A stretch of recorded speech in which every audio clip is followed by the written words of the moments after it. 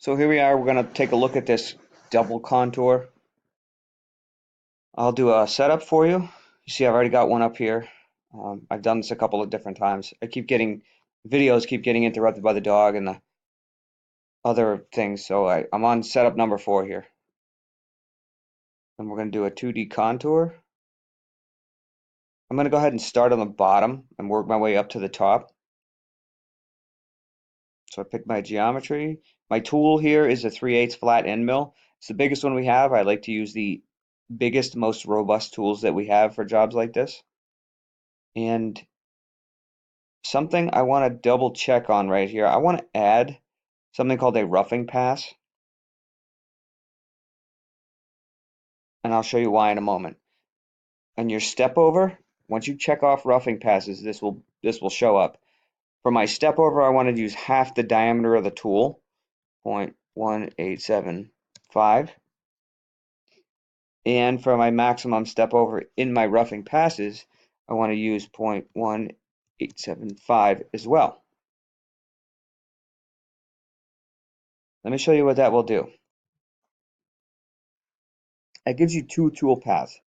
So rather than the machine coming in here and trying to cut all of this material away at once, it sort of staggers itself. It takes like a little bite and then it goes around again and takes another little bite. It's just generally good practice to utilize no more than 50% of your tool width. Those of you that were listening to the mill last week, you kind of heard what happens if you don't do that. It's really loud and it causes unnecessary wear on the tools. So that takes care of the bottom contour.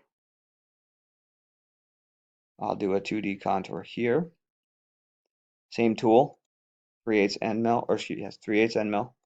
In my passes tab, I'm going to do the same thing. Check off roughing passes. Step over is 0.1875. 0.1875.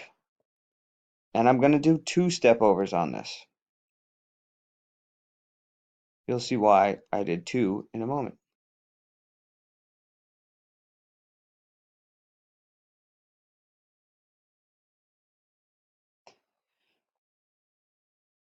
So you can see it sort of comes by and nibbles away the material a little bit at a time.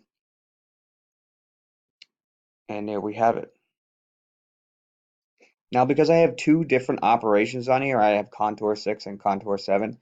In order to preview all of them at the same time, I'm going to click on this setup here and simulate the entire setup.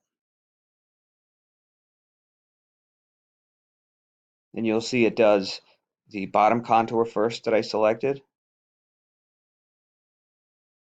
And then it goes through and does the top contour that I selected.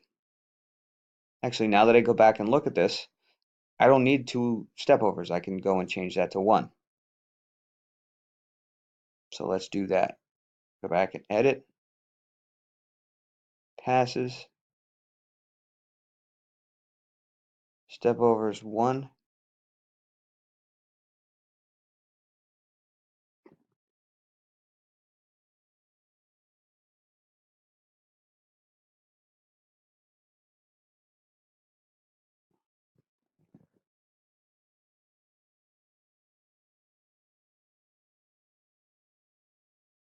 And there we have it. We're good to go.